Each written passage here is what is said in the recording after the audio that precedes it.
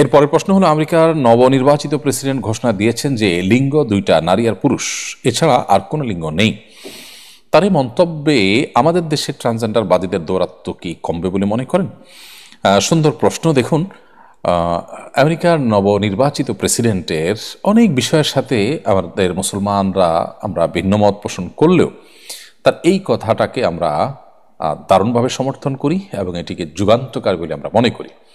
আল্লাহ সুবহানাহু ওয়া তাআলা মানুষকে সৃষ্টি করেছেন আসলে নারী আর পুরুষ করে। আল্লাহ তাআলা সূরা নিসার শুরুতে বলেছেন, ইন্না খালাকনাকুম, আল্লাহ সুবহানাহু ওয়া তাআলা বলেছেন যে ইন্না খালাকনাকুম মিন যাকারিন ওয়া উনসা, তোমাদেরকে নারী এবং পুরুষ থেকে সৃষ্টি করা হয়েছে। মানুষের দুইটা লৈঙ্গিক পরিচয় আছে, একটা হলো নারী, একটা হলো পুরুষ, অন্য কোনো লৈঙ্গিক পরিচয় নেই। তৃতীয় লিঙ্গ বলতে আমরা যাদেরকে বোঝাই, হিজড়াদেরকে, সেই মানুষগুলো মূলত তারা লিঙ্গ প্রতিবন্ধী আমরা বলতে পারি। তাদের শরীরে বায়োলজিক্যালি এবং তাদের ফিজিক্যালি যদি তারা নারীত্বের দিকে তাদের ঝোঁক বেশি থাকে বা প্রবল টান থাকে, বা তাদের দেহে তাদের মানসিকতা এবং জিনগতভাবে নারীত্বের দিকটা প্রবল থাকলে তাদেরকে নারী ধরে ট্রিট করা হবে এবং তাদের যেটুকু পুরুষত্বের ভাব তাদের মধ্যে আছে সেগুলো ট্রিটমেন্ট করতে হবে, কাউন্সিলিং করতে হবে, ইত্যাদি উপায়ে তাদেরকে সুস্থ করে তুলতে হবে। এটি হলো ইসলামের নির্দেশনা। এর বাইরে কিছু এক্সট্রাঅর্ডিনারি কেস আছে, সেগুলো একান্তই প্রতিবন্ধকতা হিসাবে দেখতে হবে, অসুস্থ হিসেবে দেখতে হবে।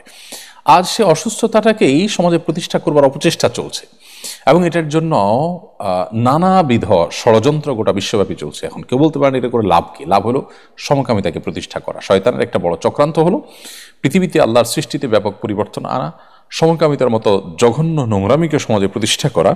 এটার অন্যতম উপায় হলো এই ছেলেকে মনে মনে তার মনে হলো মেয়ে, মেয়েকে মনে হলো তার মনে হলো ছেলে, এর ভিত্তিতে তার আপনার লৈঙ্গিক পরিচয় শেষ করে দেওয়া। এর মাধ্যমে সমকামিতার পথ উন্মুক্ত হয়।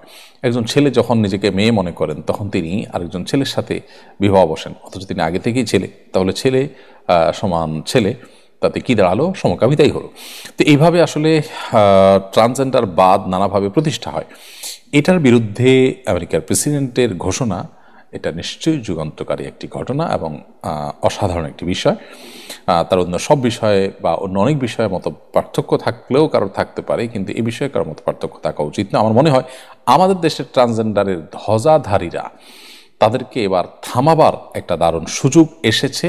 তাদেরকে থামাতে হবে আমাদের, এবং তারা আমাদের এই সমাজকে নষ্ট করার যে চক্রান্তে লিপ্ত, সেটার বিরুদ্ধে আমাদের কথা বলতে হবে।